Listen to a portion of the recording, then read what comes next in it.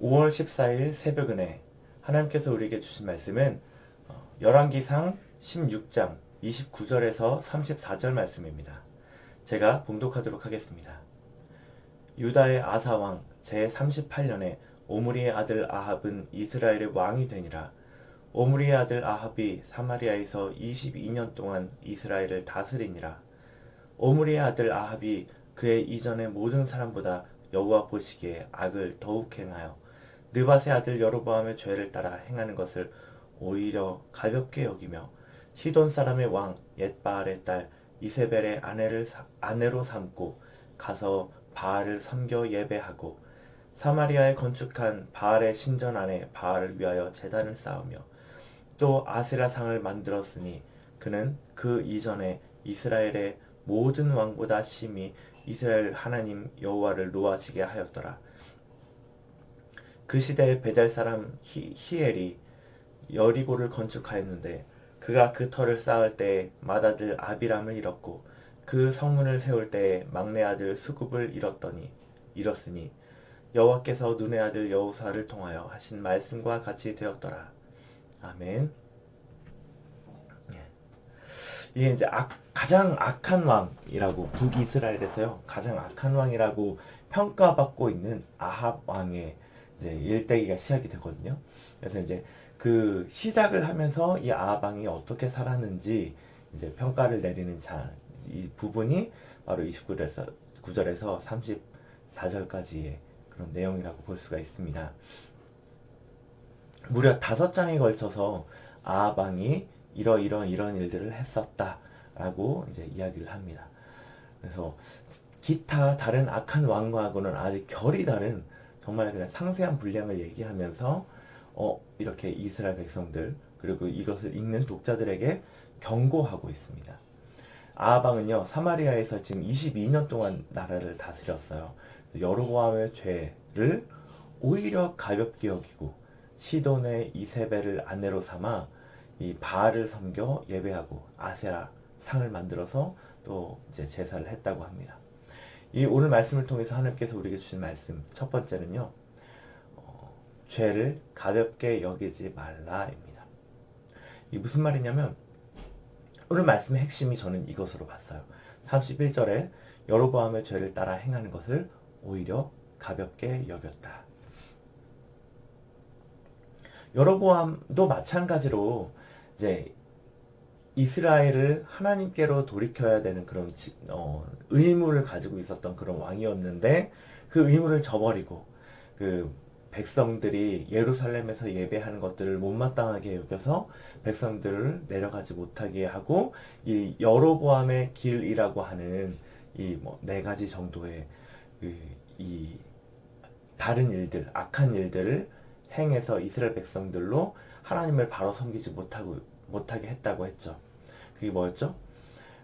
예배 장소를 단과 베델로 이렇게 만들어서 편의성도 준 겁니다. 그래서 예루살렘으로 내려가지 않아도 된다라고 했던 게 첫 번째였고, 금송아지를 만들어서 이것이 너희를 구원해내는 하나님이다 라고 해서 우상을 섬기게 만든 것, 이것이 또 하나였고, 절기를 자기 마음대로 다시 짜서 백성들이 예루살렘으로 넘어가지 않게끔 절기를 마음대로 바꿨고요. 레위인이 아닌 제사장을 세워서 하나님의 율례가 아닌 방법으로 그런 아무렇게나 제사를 하게 만든 그 주범이 바로 여로보암이었습니다. 그 여로보암의 길을 따라서 간 그의 자손들, 그 자손들이 또 다른 반란으로 이제 말미암아 이제 이런 저런 왕조들이 생기고 오늘날의 아합 왕에 이르기까지 온 것이죠. 근데 이 아합 왕은요, 전혀 다르다기보다는 훨씬 더 악한 길을 갔다고 지금 얘기하고 있는 겁니다. 여로보암의 길을 갔었을 때는 그래도 그나마 백성들이 뭐라고 생각했냐면 내가 하나님을 지금 섬기고 있다라고 하면서 금송아지를 섬기고 하나님을 위해서 뭔가 하는 거야 라고 해서 절기와 제사와 이런 것들을 이제 하고 있었습니다. 그런데 이것이 점점 커지고 이것을 통해서 하나님이 점점 잊혀지면서 그러면서 지금 아합 왕의 때까지 오게 된 거죠. 이 과정을, 이 죄를 가볍게 여긴 것으로 볼 수가 있겠죠. 음. 왜냐면 이 사람들은 계속 하나님을 내가 섬기고 있다. 하나님을 내가 만난다. 하나님이 이렇게 제사하기를 원하신다. 라고 하는 말들을 주고 받으면서 이렇게 우상의 길을 갔거든요. 근데 이제 그러면서 하나님에 대한 그런 생각들이나 바른 제사나 이런 것들이 다 없어지고 그런 세대들이 다 죽게 되고 이제는 하나님조차 없어지는 그런 세대가 된 겁니다. 깨진 창문 효과라는 심리학적인 용어가 있습니다. 집에 창문이 깨졌는데요. 그 창문을 수리하지 않고 계속 내버려 두면 사람들이 아, 저기는 주인이 없는 집이구나 라고 생각하고 길 가다가 그 창문 속으로 쓰레기를 훅 던져서 넣기도 하고 그 창문 옆에 남아있는 창문을 다시 돌을 던져서 깨기도 하고 그래서 그 상황이 더욱더 심각해진다고 하는 겁니다. 그래서 이제 이 뉴욕의 지하철이 세계 지하철 중에서도 가장 우범지대였는데 이제 사람들이 엄청 낙서를 많이 했어요. 그 락카로 벽에다가 이렇게 그림 그리는 거 있잖아요.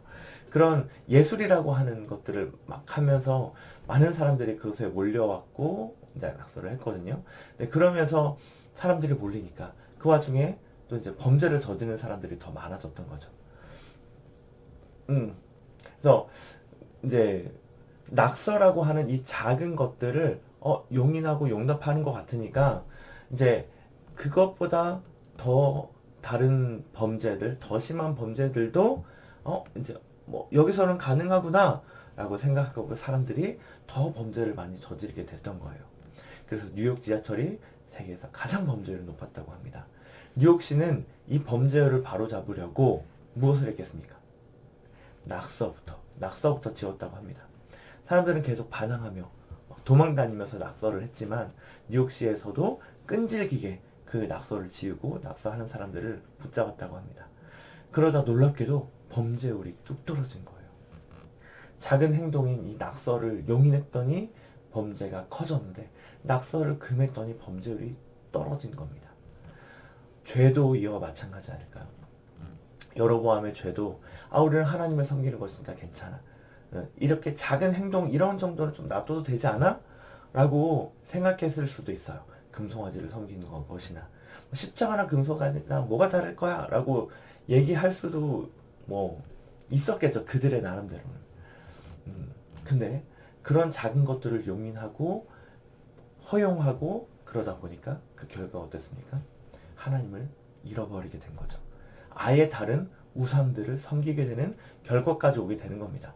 아합 왕은요, 이 여로보암의 죄도 가볍게 여기고 대놓고 시돈 왕의 딸 이세벨을 아내로 맞아서 바알을 섬겨서 예배하고 바알의 아내 아세라 상을 만들어서 또 같이 예배했다고 합니다. 그래서 모든 이스라엘 왕보다 심히 여호와를 노하시게 했다라고 오늘 말씀에서도 평가하고 있는 겁니다. 우리 삶에서도 이것을 경계해야 됩니다. 내가 정말 작다고 여기며 방치했던 이 죄들이 어느샌가 죄에 대한 나의 경계심을 무너뜨려서 내가 더욱더 큰 죄도 아무렇지도 않게 짓게 되는 것까지 나를 이끌 수가 있는 겁니다. 하나님은 이 작은 것조차 허락하지 않으시려고 가나안 땅의 모든 것들을 멸절하라고 했던 겁니다. 가나안 땅의 백성을 놔둔 것은 당시에는 아무런 일도 뭐 우리가 하나님을 안 믿는다거나 이런 거 전혀 없었죠. 이스라엘 백성들이 안 믿는다는 게 전혀 없었는데 그로 인해 그 후손들은 계속 가나안 백성들의 영향을 받아서 우상 숭배를 하고 끊임없이 이스라엘 백성들을 이 우상 숭배자들이 괴롭혔다라고 하는 것들을 알 수가 있습니다. 우리 삶에서 우리가 경계해야 될 것들, 그런 작은 죄들이 무엇이 있을까요? 하나님이 싫어하시지만 나는 너무 되게 하찮게 여겼던 이런 일들은 어떤 것들이 있었을까요? 그 작은 죄조차도 하나님 앞에 고백하고 주님 앞에 깨끗함을 얻어서 주님과 교제하는 우리가 되었으면 좋겠습니다. 그래서 여로보암의 길도 아니고 아합 왕의 길도 아닌 그리스도의 길을 가는 행복을 전하는 교회 모든 성도님들 되셨으면 좋겠습니다. 아멘. 자, 두 번째 하나님께서 우리에게 주시는 교훈은요. 나를 의지하지 말고 하나님을 의지하자입니다. 이 34절에 히엘은요. 이 여리고 성을 다시 지었습니다. 지으면서 맏아들을 잃고 완공하면서 뭐 막내 아들을 잃었습니다. 자, 이것은 말씀에 예언되어 있었던 것인데요. 여호수아 6장 26절에 보면요. 여호수아가 그때 맹세하여 이르되 누구든지 일어나서 이 여리고 성을 건축하는 자는 여호와 앞에서 저주를 받을 것이라. 그 기초를 쌓을 때 그의 맏아들을 잃을 것이요 그 문을 세울 때 그의 막내 아들을 잃으리라 하였더라. 이렇게 얘기했습니다. 그래서 사실 여리고는요 처음 배분될 때 베냐민 지파였어요. 그래서 이제 베냐민 지파와 유다 지파가 유다고 나머지 10개 지파가 이제 북이스라엘이었는데 이제 이 여리고는 북이스라엘이 떨어져 나가면서 이제 북이스라엘의 손에 떨어지게 되었습니다. 마치 우리나라 6.25 전에 개성 땅이 우리 땅이었는데 이제 6.25 이후에 휴전선으로 되고 나서는 이제 개성이 북한 땅이 된 거죠. 그만큼 국경에 위치한 성읍이었다는 것을 얘기합니다. 그래서 여리고는 예로부터 발달될 수 있는 그런 교통의 요지라고 말씀드린 적이 있는데요. 이 위에 근데 이 아까 읽어드렸던 이 말씀대로 폐허로 간직되어져 있었던 곳이었습니다. 그런데 이제 북이스라엘이 뭐 그런 하나님의 말씀 별로 그렇게 하지 않잖아요. 그래서 여리고를 폐허로 두기보다는 여기다 성을 쌓아서 이제 방비를 하는 게 훨씬 더 좋아 보이잖아요. 이 교통의 요지라고 했던 것처럼 막 많은 그런 군사들이 이 여리고를 통해서 이제 북이스라엘로 쳐들어올 수 있는 그런 것이었죠. 그래서 여기다가 성을 세우게 된 겁니다. 성을 세웠다는 것은 결국 하나님의 말씀을 경히 여긴 것이고 안전에 있어서도 하나님이 우리를 지켜주신다가 아니라 저기 쳐들어오면 어떡하지? 내가 이것을 막아야 되겠다 라고 하는 나의 방법을 나를 의지하는 방법이었다는 거죠. 그래서 성벽을 쌓는 것이 바로 나를 의지하는 행동이었음을 우리가 알 수가 있습니다. 하나님을 믿고 하나님의 율례와 명령을 따라서 살아가면 이 주님과 교제하면서 살아가면 하나님이 복을 내려주신다고 했는데 그 복은요 번영과 안전을 포함하잖아요. 근데 안전이 성에 있지 않은데 번영이 시돈과의 교역에 있지 않은데 이 북이스라엘 사람들은 그리고 이 왕은 하나님이 아닌 자기의 방법으로 이런 번영과 안전을 택하게 된 거죠. 우리의 삶 속에서 내가 쌓아가는 것은 무엇입니까? 내 안전을 책임지는 것은 무엇입니까? 돈인가요? 집인가요? 아니면 나의 직업인가요? 이것을 버리라고 하는 얘기는 아닙니다.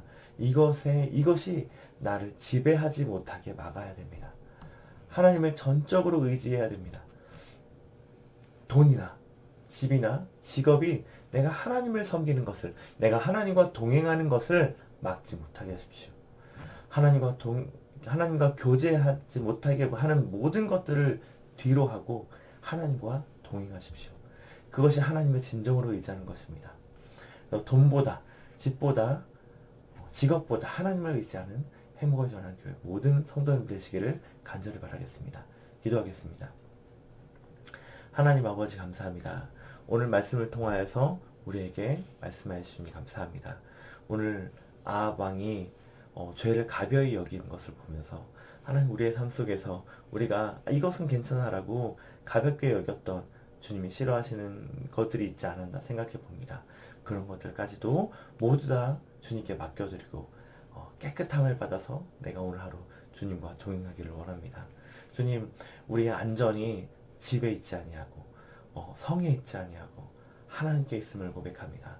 하나님 우리의 삶에 찾아오셔서 우리가 주님을 의지하고 주님과 교제하며 주님에게서 오는 복과 안전을 의지해서 살아갈 수 있도록 함께해 주십시오. 예수님의 이름으로 기도합니다. 아멘.